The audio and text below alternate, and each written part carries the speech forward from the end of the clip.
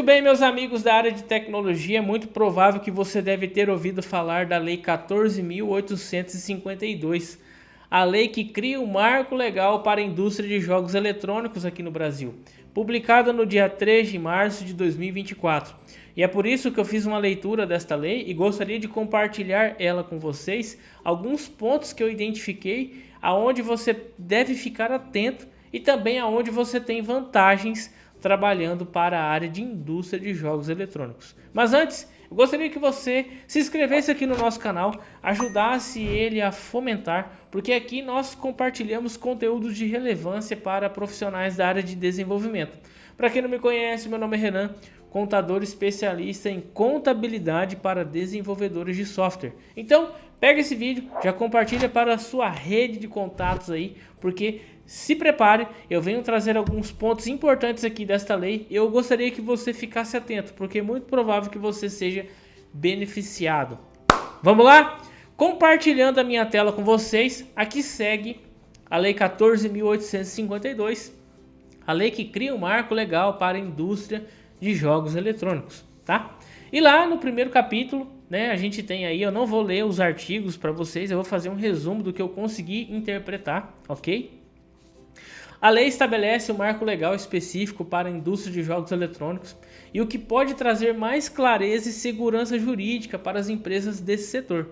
Inclusive, essa legislação ela garante a liberdade para fabricação, importação, comercialização, desenvolvimento e uso comercial de jogos eletrônicos, desde que observadas as disposições constitucionais legais e vigentes. E também traz aí uma classificação de faixa etária, aonde o consumidor pode também escolher o conteúdo apropriado para a sua idade. Inclusive para quem tem filhos, isso é muito importante porque você já consegue identificar aí a idade do teu filho e um jogo apropriado.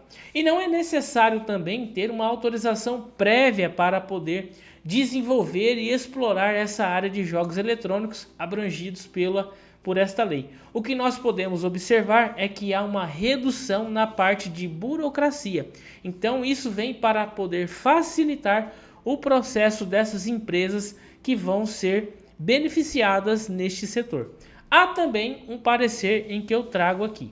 Existe aí uma ambiguidade em relação a esta lei. Por quê? Ela ainda tem algumas lacunas que precisam ser esclarecidas e eu vejo que ela haverá algumas modificações futuramente, porque ela precisa esclarecer alguns pontos que ainda ficaram meio escuro no meu linguajar, ok? Lá no capítulo 2, partindo para o capítulo 2, a gente vê aqui algumas definições, princípios e diretrizes fundamentais em relação à indústria de jogos eletrônicos. Então, o que nós podemos tirar de aproveito aqui desta lei? Primeiro, há um fomento ao empreendedorismo inovador. A lei prevê medidas de fomento ao ambiente de negócios e o aumento de capital para investimentos em empreendedorismo inovador no setor de jogos eletrônicos, o que pode impulsionar o crescimento e a inovação na indústria.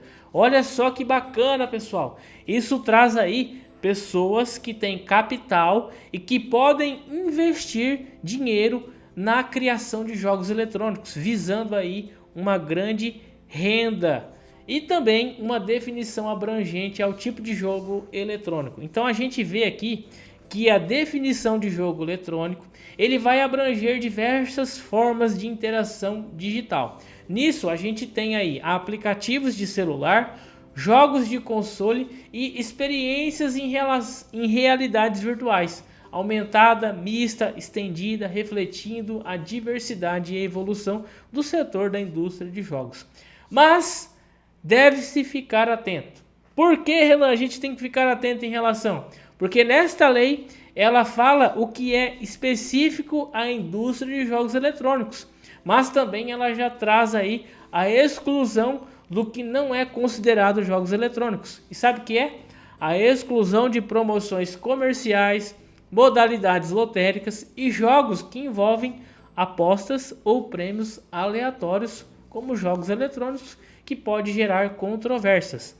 Resumindo, para quem está habituado aí a praticar jogos eletrônicos através do celular ou da internet, já pode tirar do teu cavalo da chuva, porque esse tipo de modalidade não é permitida, tá? Inclusive nós temos aí o grande jogo do Tigrinho. Então esse tipo de jogo não é permitido para esta lei, ok?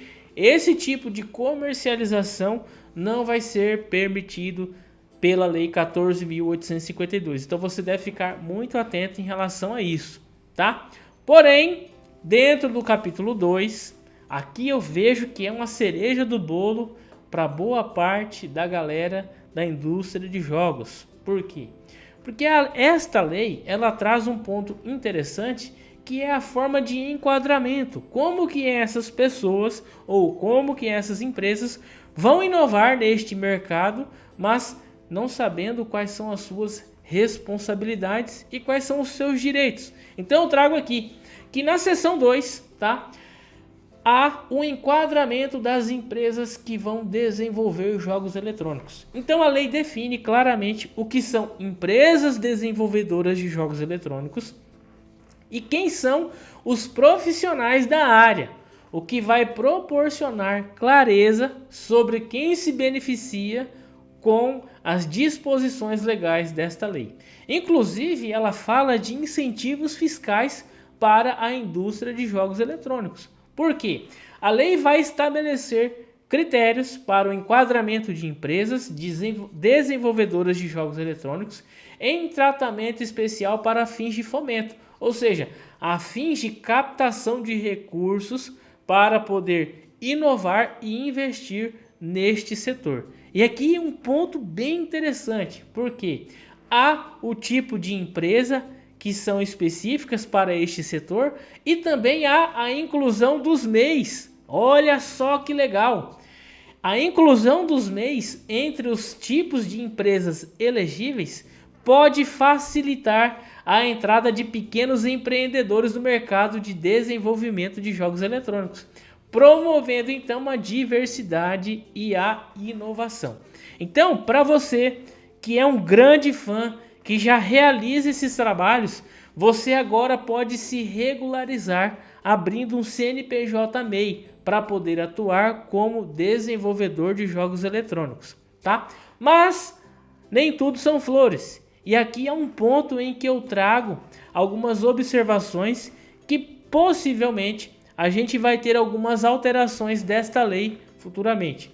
Primeiro é que existe também alguns pontos negativos em relação a essa lei, que é o limite de receita bruta para o enquadramento especial. Então há algo ainda meio desconhecido, porque como são empresas de tecnologia que estão buscando captação de recursos, tem a possibilidade de ter fomento, às vezes o regime tributário ali, como por exemplo o MEI, não vai ser suficiente para você, por conta do valor do investimento que será captado, mas também pelo valor de faturamento que essa empresa pode atingir em pouco tempo, devido ao crescimento desta área.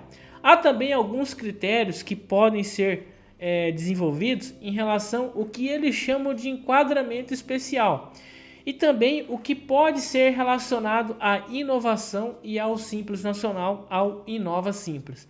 A gente vê que há uma necessidade de mais detalhamentos, tá? Eu vejo, do meu ponto de vista, que há uma necessidade mais de detalhes em relação a esta lei, dos aspectos específicos disponíveis para essas empresas que vão desenvolver esses jogos eletrônicos e o que precisa ser mais detalhado em relação a ter uma aplicação eficaz desta lei, para essa galera aí não ser prejudicada futuramente.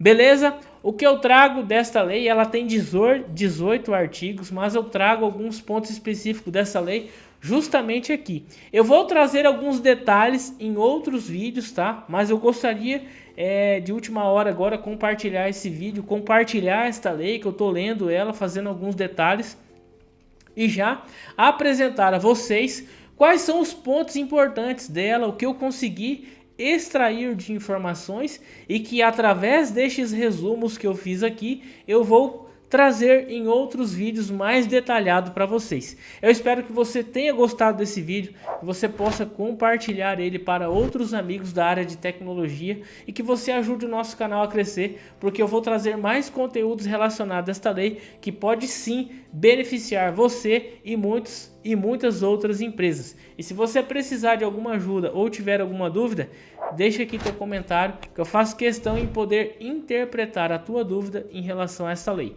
Valeu, um grande abraço!